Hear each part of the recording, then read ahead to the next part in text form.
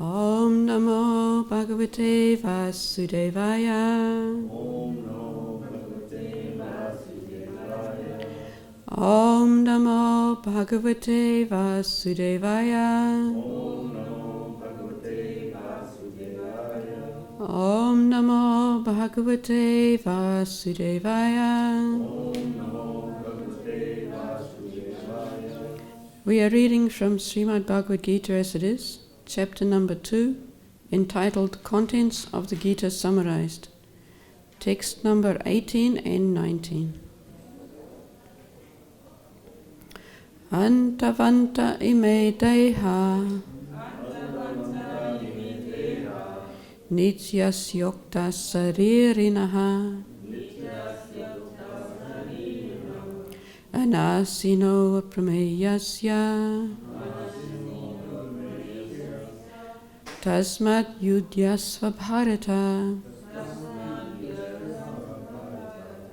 19. Ya enam veti hantaram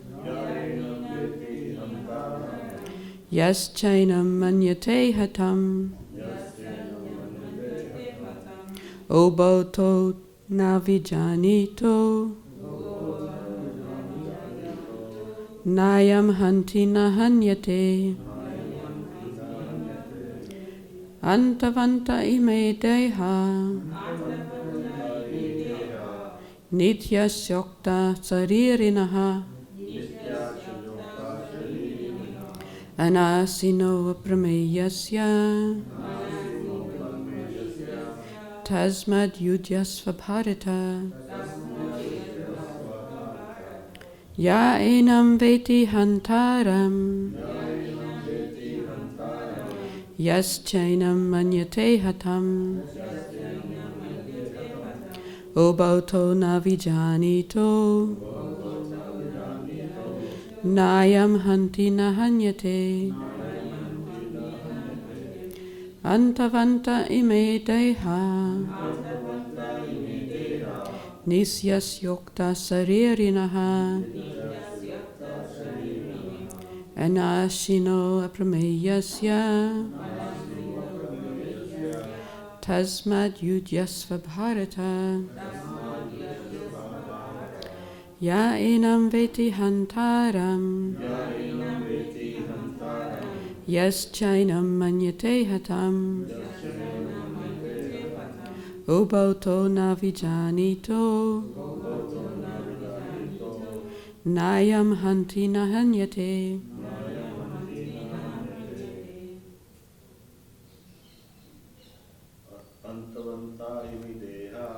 antavanta ime deha nityas yokta saririnaha anasino prameyasya tasmad yudyasva bharata. Ya enam veti hantaram yas chainam manyate hatam oboto navijanito nayam hanti nahanyate antavanta ime deha nityas yokta saririnaha anashino aprameyasya tasmad yudyasva bharata. Ya enam veti hantaram yas chainam manyate hatam ubauto nadivijanito nayam hanti nahanyate antavanta ime deha nityas yokta saririnaha asasino prameyasya tasmad yudyasva bharata. Ya enam veti hantaram Yaschainam manyate hatam. Ubauto na jivanito. Nayam hanti na hanyate.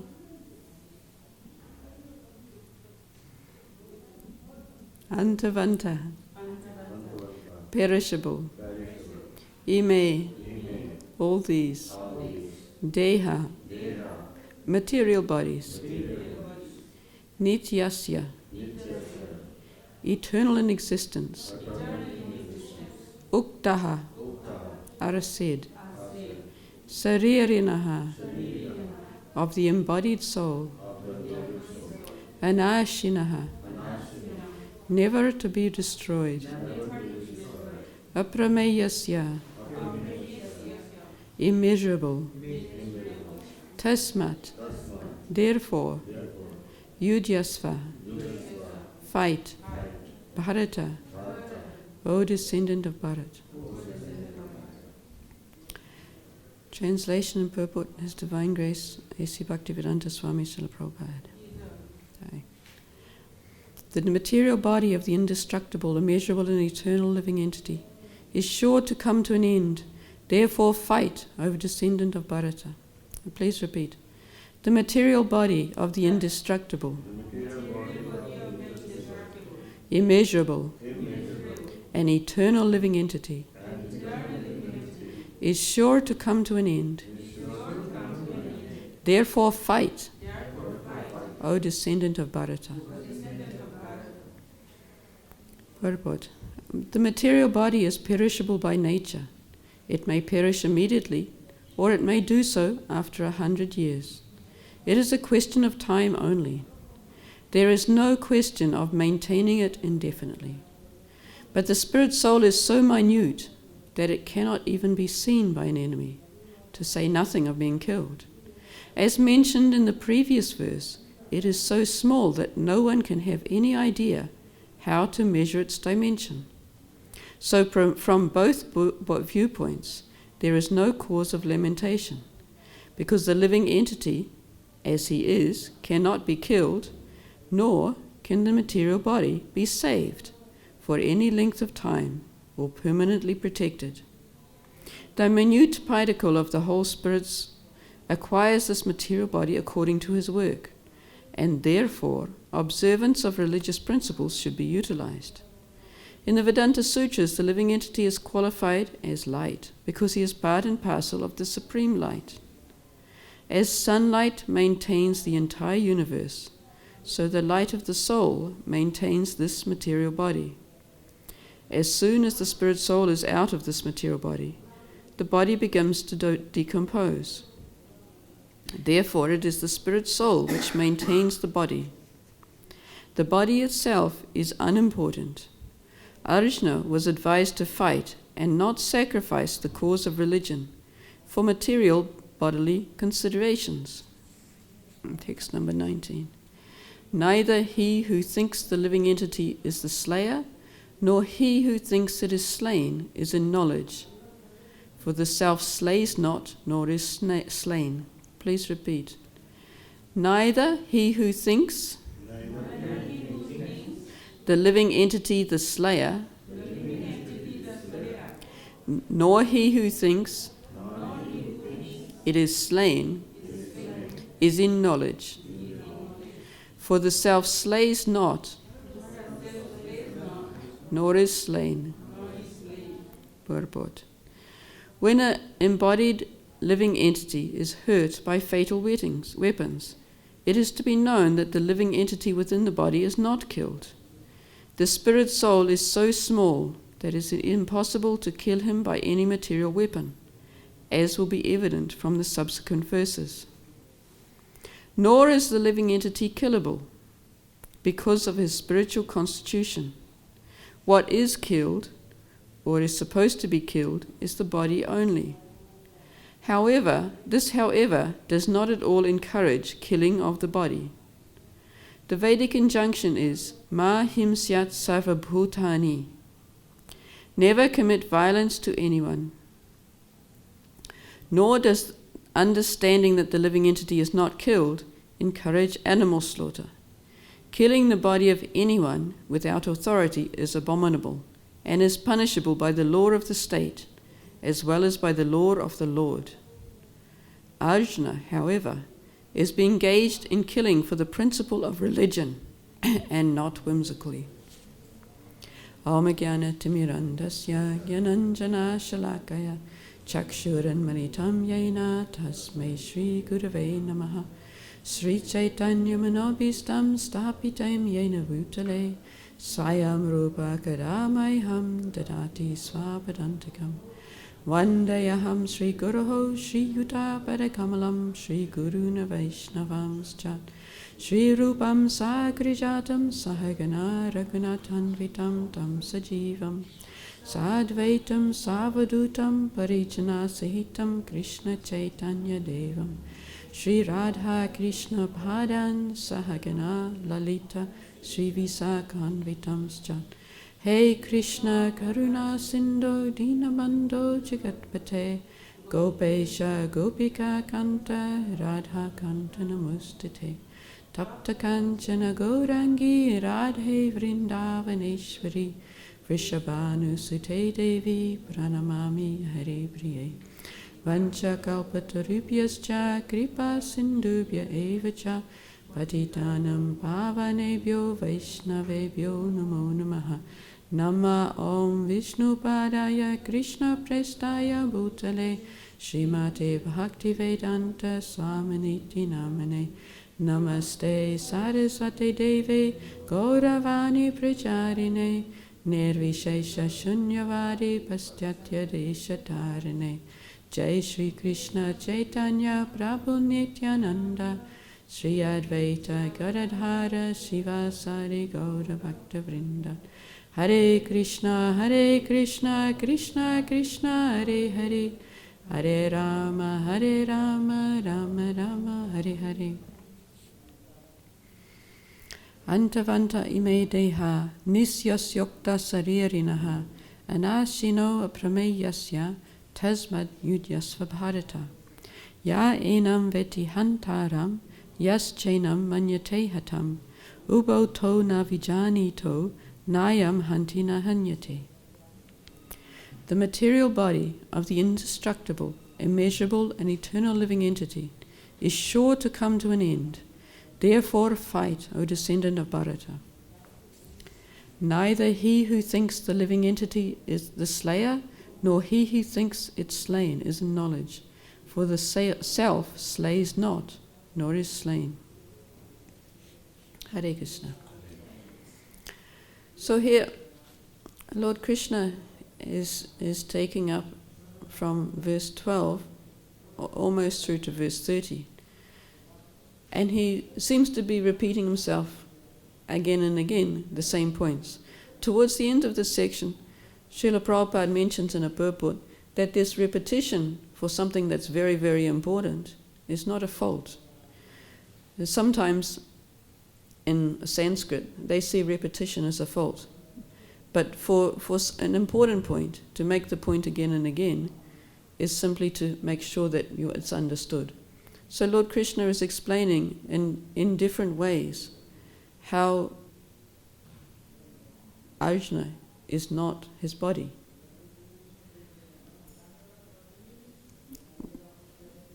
In a purport in the Srimad Bhagavatam, Srila Prabhupada explains it in a very logical way that we can understand. We can understand that our body is different from our body when we're a child, but we still feel we're the same person. We can understand by logic that we're not even in control of our body. We don't even know how it works fully. We don't know how we digest food, but it does. So by this logic also, we can understand that there is a controller, and it's not us. So this is around in the second canto, around the second or third chapter, I think. So by this simple logic, we can understand we're not the body, and we're not the ultimate controller. However, to actually realize this is not so easy. Because we can say, yes, but if I cut my finger, I hurt. I feel the pain. If it's cold, I feel cold. These things that happen to the body affect me. And we can understand by our intelligence, we're not this body, but nevertheless, we feel these feelings. We're disturbed when the body's disturbed. We're disturbed when other living entities disturb us. Our mind gets disturbed. So it's not so easy to fully realize this. That's why this point needs repeating again and again. So Hari Ram Prabhu mentioned in his class a couple of days ago how it's not always easy to see how this second chapter is actually the summary of the contents of the whole Gita. But we can try and understand it, to try and understand how we're going to get from here to surrendering to Krishna. Because we can understand that our goal is to surrender to Krishna. But we have to get there. Somebody was explaining that in order to get to a goal, we have to know where we are. If we imagine ourselves to be more advanced than we are, and we try and move towards the goal, it's like being on a cloud. We imagine, okay, I know I'm not the body, so I'm past this. I'm already a transcendental platform. But it's like standing on a cloud, and now we want to go towards Krishna, and we step off the edge of the cloud. We've got nowhere to go. So we actually have to take this a little seriously and a little meditatively. At one point, Prabhupada's disciples questioned him, Prabhupada, in every class you give, you tell us we're not this body. But we know it already. And Prabhupada says, but you don't know it. Because we don't yet act on that position. So we have to understand where we are in order to progress. We understand the goal is Krishna consciousness. And as we follow the process, we will get closer to the goal. But we can't measure the distance. It's not so easy to measure the distance towards the goal. We have to develop complete faith in the process, knowing that for sure, Prabhupada has given us this process, and this process is a perfect process. And even though we follow it with many faults, as long as we're sincere, Krishna and Prabhupada will help us. So at this point, I just want to describe a little bit how this second chapter goes.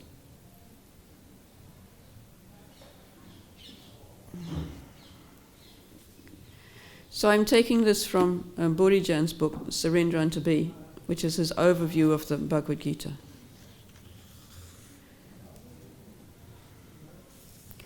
And the way he describes chapter 2 is that in the first 10 verses, we continued hearing about Arjuna's doubts.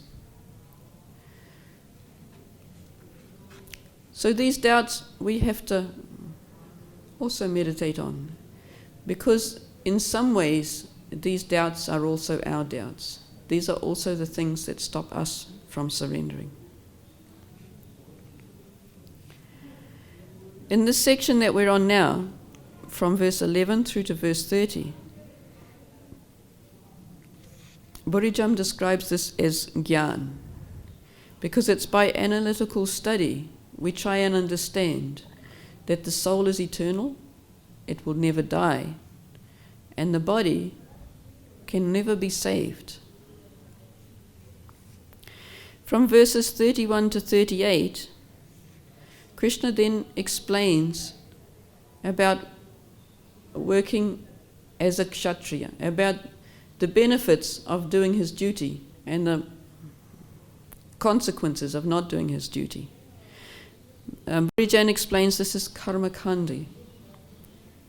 It's about fruitive gains of going to heaven or getting the kingdom, and about if he doesn't fight, about infamy and sin for not fighting.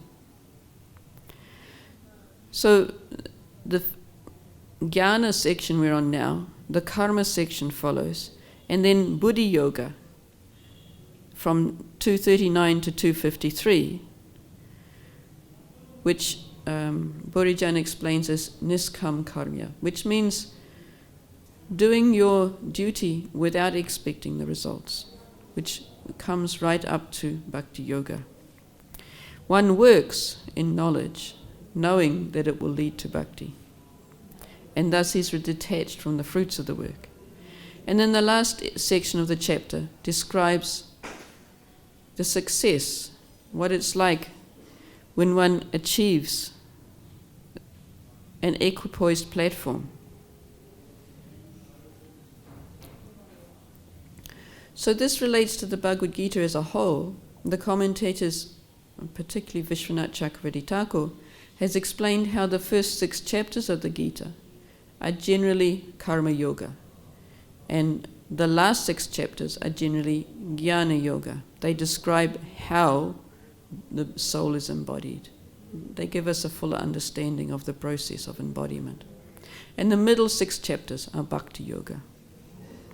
So in this way, all of these sections are also in the 2nd chapter.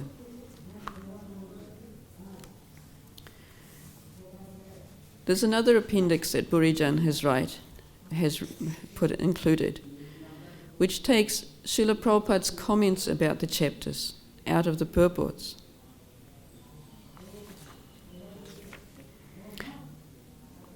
In verse 2.1, Prabhupada says, "This chapter instructs us in self-realization by analytical study of the material body and spirit soul, as explained by the Supreme Authority, Lord Sri Krishna.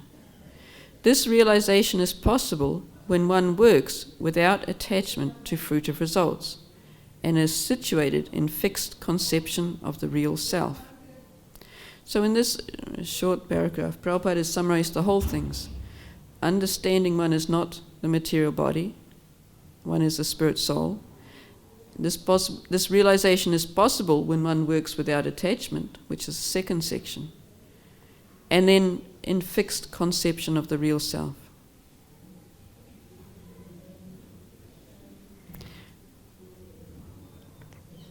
In 3.1, Srila Prabhupada speaks about the 2nd chapter. The Supreme Personality of Godhead, Sri Krishna, has very elaborately described the constitution of soul in the 2nd chapter, with a view to delivering his intimate friend Arjuna from the ocean of material grief, and the path of realization has been recommended, buddhi yoga.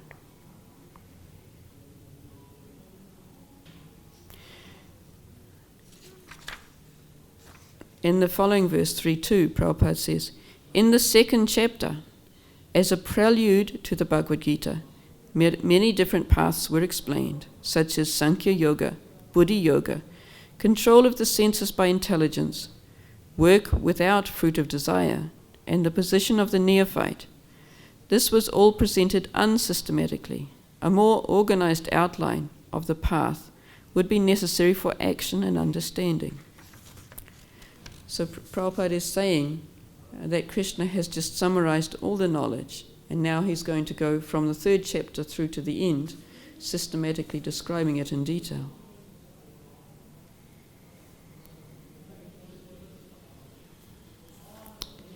In 12.1, Srila Prabhupada says, "In the 2nd chapter of Bhagavad Gita, The Supreme Lord explained that a living entity is not the material body, he is spiritual spark, and the absolute truth is the spiritual whole.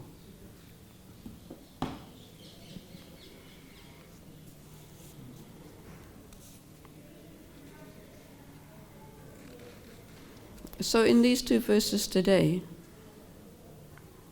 some points about this spirit soul as being repeated. This aprameyasya, being immeasurable. Prabhupada says in the purport even, it was mentioned in the previous verse, how the spirit soul is so small that the enemy can't find it to kill it. And then, as it will be explained in later chapters, in later verses, that it's not killable anyway. Another word that Srila Prabhupada picks up in a class that he gave on this verse is in the second line. Second line?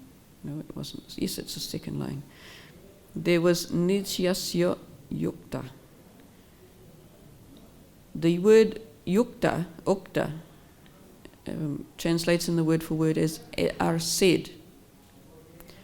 So Srila Prabhupada picks up the point that we have to receive this knowledge from authority.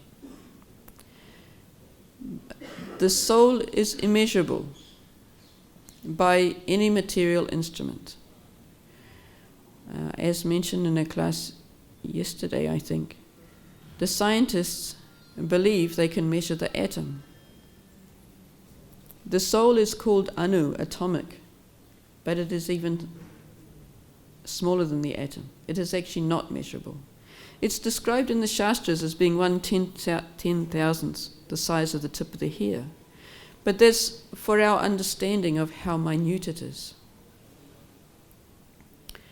So we have to understand this part of the knowledge by listening to the authorities. Uktaha. We have to listen to the authorities and accept it. Because we can't see the soul. But we can know the presence of the soul. As Prabhupada mentions, the presence of the soul is shown by consciousness.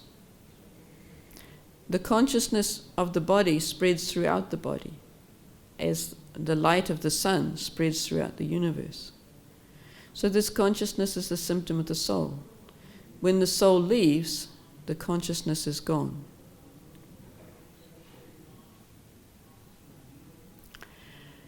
And this consciousness also shows that we're not the supreme consciousness, because our consciousness is only of our body. We are conscious of what's happening within our body. We can't be conscious of other bodies.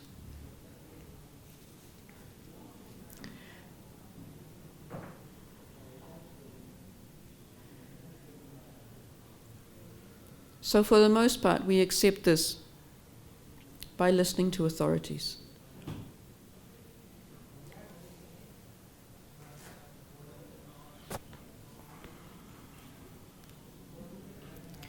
Prabhupada quotes one verse from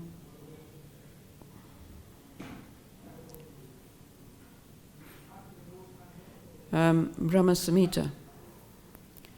Pantastu koti saravatsara sampragamyu vayora tapi manaso muni pungavanam. This is Brahma Samhita 534, wherein it's described that the yogis who are meditating on the super soul and the self cannot hardly approach the lotus feet of the Lord. And also the jnanis who try to approach the Supreme by saying he is not this and he is not that, and ruling out everything that they can see as measurable, limited, and impermanent. They say, okay, then it's not this. The eternal truth is not this. So they can meditate for millions of years and they can hardly approach the toes of the Lord. So Prabhupada quotes this verse to show how by our own knowledge we actually cannot approach the transcendental position. We have to actually follow the acharyas and we have to follow the process. As Prabhupada said in one of those summaries of of the Bhagavad Gita. Krishna can only be known by following the path of Niskarma Yoga, by acting as a matter of duty in the beginning without expecting results. This separates us from attachment to the senses, to enjoying the senses, and allows us to come to a stable position, ultimately to mode of goodness and beyond. While we're entangled in trying to enjoy the senses, such transcendental perception is simply not possible. It's explained in an analogy. I'm not sure the source of the analogy, but that if you want to get to the transcendental position, it's like trying to fly a plane. It may be possible to take off from a plane by running along a grass paddock, but it's much more helpful to go to the airport. So this airport is an analogy for the mode of goodness. By following our duties according to the modes of nature that come with our material body, we can come to the mode of goodness.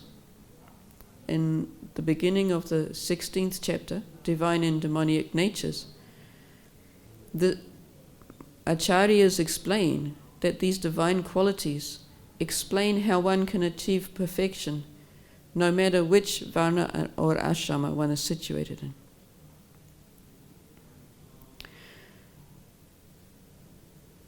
Srila Prabhupada in his classes, he gave classes on both of these two verses. And he quotes from the 5th canto of the Srimad Bhagavatam.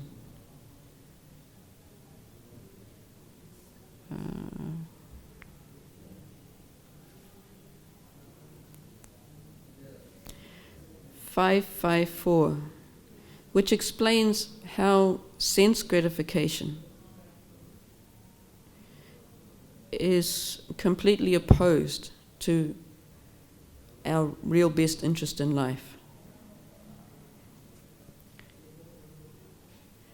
Nunam pramatta kuruto vikarma yad indriya pritaya aprinoti na sadhu manye yata atmanoyam asan pikleshada asa deha.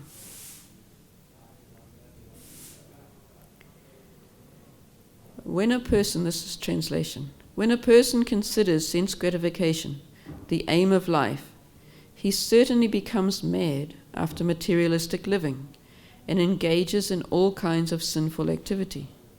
He does not know that due to his past misdeeds, he has already received a body which, although temporary, is the cause of his misery. Actually, the living entity should not have taken on a material body, but he has been awarded the material body for sense gratification. Therefore, I think it is not befitting an intelligent man to involve himself again in the activities of sense gratification, by which he perpetually gets material bodies one after another. So this explains the importance of removing ourselves from sense gratification. The more we want to be comfortable in this material world, the more we are destined to stay in this material world.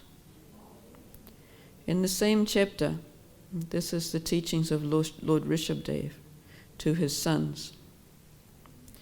In the first verse, Lord Rishabhdev says, Nayam deho deha bhajam narloke, kashtan kamam arhate vibhujam ye, tapo divyam putraka yena sattvam, sujed yasmat brahma sokyam tvanantam.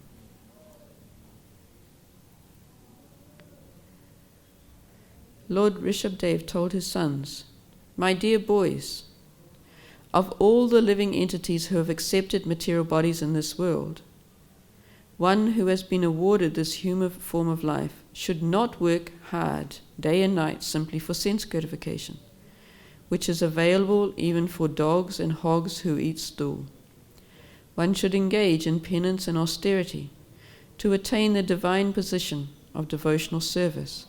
By such activity one's heart is purified, and when one attains this position, he attains eternal blissful life, which is transcendental to material happiness and which continues forever. So these verses, although seemingly out of place with what they're talking about, are needed to understand. Srila Prabhupada's purport, in 3 places in these 2 purports, Srila Prabhupada mentions the importance of religious principles.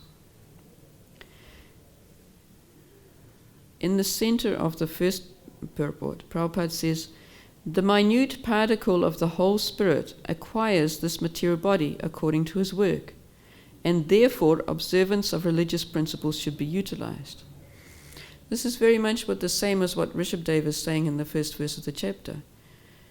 If we can understand that we're receiving the material body again and again because of our past activities, we should take up the purificatory process to stop this and to stop the miseries, because the misery come from vikarma, from us acting against religious principles.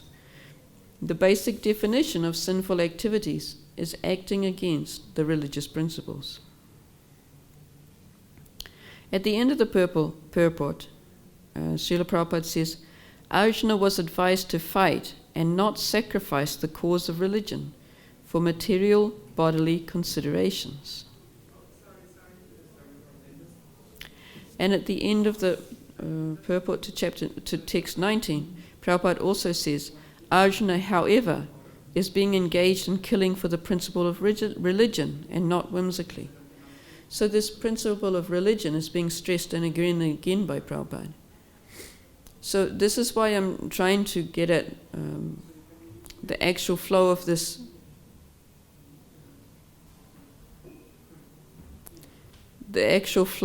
chapter and the actual flow of the Bhagavad Gita, because simply to understand that the soul is separate from the body doesn't lead us to religious principles. We have to understand a little bit about our process of purification to understand why Krishna is again and again stressing this. So first, he is trying to detach Arjuna from identification with the body and then engage him in his duty as a kshatriya. So his duty as a kshatriya is to fight. So Prabhupada also has to mention that that doesn't mean that we're all meant to fight and we're all meant to kill. But Arjuna's religious duty is to fight. Of course, when we come to bhakti yoga, which Krishna is aiming at, we're not fighting simply for religious principles. We're fighting simply for the pleasure of Krishna. At this point, it's introductory. So Krishna is not claiming himself to be the Supreme Personality of Godhead. He doesn't do that till a little later on.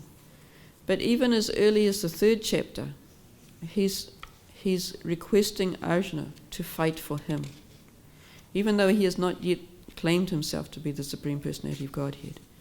In chapter 3, text 30, he says, Mayi sarvani karmani sanyas yad yatma chetasa nira sir nirmamol bhutva yudyasva vikatajvaraha. Therefore, O Arjuna, surrendering all your works unto me, Mayi sarvani karmani, with full knowledge of me, without desires for profit and with no claims to proprietorship, and free from lethargy, fight. So these important principles are being put here in the 3rd chapter. How we should be fighting, doing our activities. We're not all fighting. We're probably not much fighting, or shouldn't be much fighting in our religious duties. But we should be doing our duty, surrendering unto Krishna and in full knowledge of Krishna, meditating on him, without desiring profit from our duty and not claiming property, proprietorship, and without lethargy. In other words, without trying to avoid our duty. Because it's quite common if we we can become a little lazy. If we realize we're not the body, then we say, why should we do anything? Even in the Bhagavatam, there's the story of the python, about the sadhu who was lying on the side of the road and who was very, very fat. And Parikshit Maharaj was wandering throughout his kingdom, and he met this sadhu lying on the side of the road, and he was puzzled because he could understand by looking at him that he seemed to be a highly elevated sadhu, and yet he was doing nothing. He was lying on the side of the road. So we get some instruction from this sadhu, but we shouldn't follow this sadhu blindly and lie on the side of the road, because we don't have that type of surrender. He was explaining how when he does nothing, he simply accepts what comes to him. If people bring him food, he eats. If people take him somewhere and put him on a nice bed, he accepts it. But if he's left on the side of the road with nothing to eat, then he also accepts that. Now, most of us probably can accept being taken somewhere nice and given something nice to eat. But after 2 or 3 days lying on the side of the street, we might get hungry. We might not be so renounced as the python. So all this information given in the Bhagavad Gita and the Srimad Bhagavatam is meant to engage us in our duty. Arjuna gets bewildered several times and asks the question, even at the end of this chapter, because Krishna is explaining Buddhi Yoga. He calls it Buddhi Yoga, yoga by intelligence. So then Arjuna thinks, well, then I should use my intelligence and I should not kill people.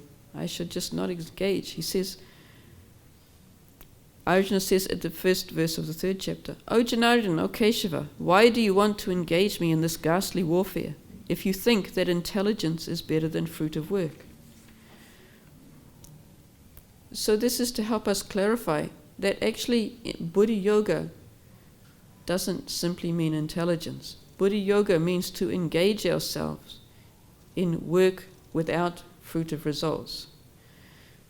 So it's not that Buddhi Yoga, so Arjuna is asking the right question. He says, if you think that intelligence is better than fruit of work. So what Krishna is actually promoting is not fruit of work. He's promoting niskam karma at this stage. But it's this nishkam karma, acting without fruit of results, is actually our sadhana.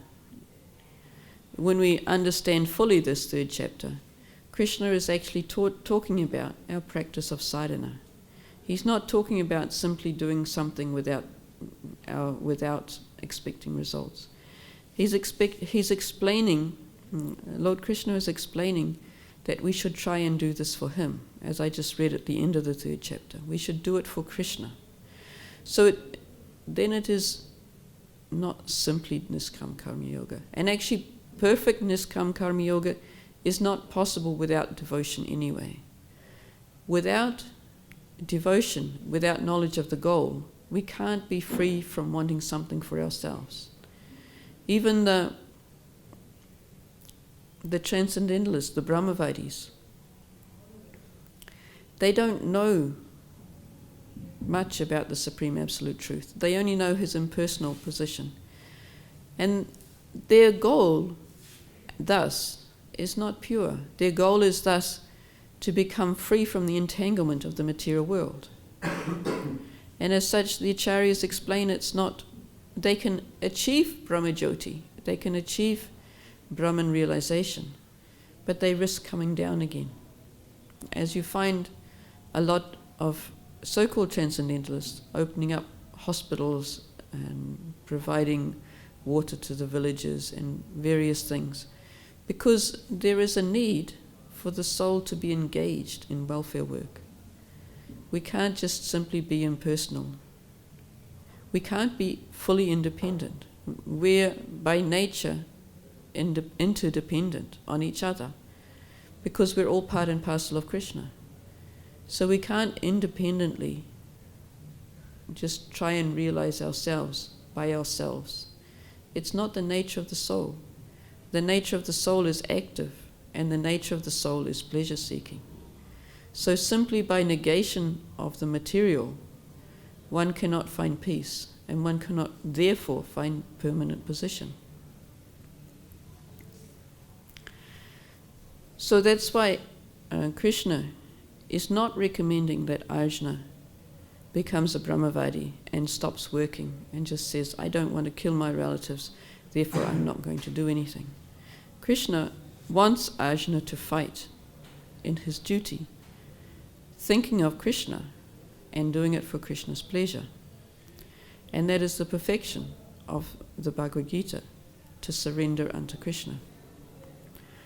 So at this point, I'd like to ask if anyone has comments or questions in relation to today's verse.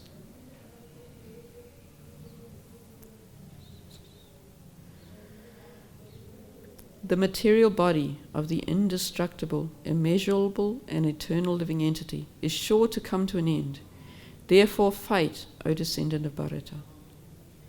Neither he who thinks the living entity is the slayer, nor he who thinks it is slain, is in knowledge, for the self slays not, nor is slain. Mataji, can you clarify on the line which says, in the Vedanta Sutra, this is Bhagavad Gita, 18th verse, second chapter. So it says, in the Vedanta Sutra, the living entity is qualified as light because he is part and parcel of the Supreme Light.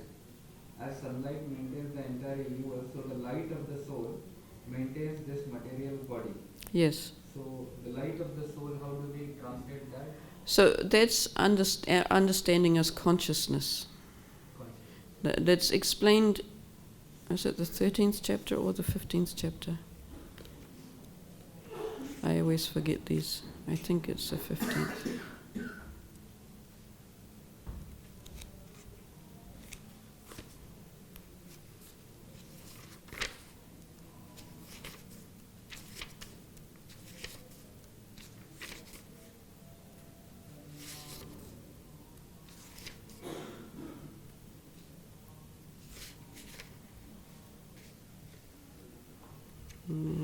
I forget. But this is explained also later in the Bhagavad Gita. I think it may be the 13th chapter then.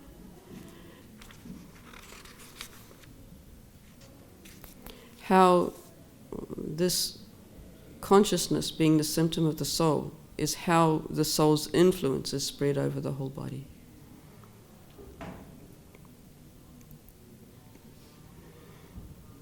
Any other points, comments, corrections?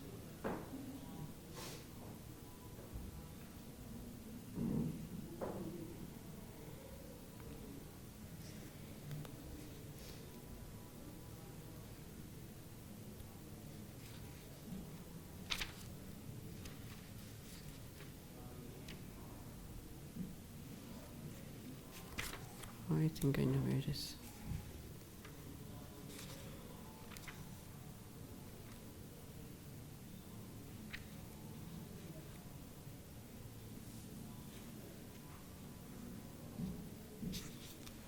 No, I don't.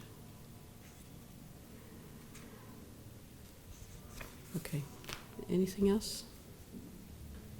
Okay, thank you very much. Srimad Bhagavad Gita, Ki Jai.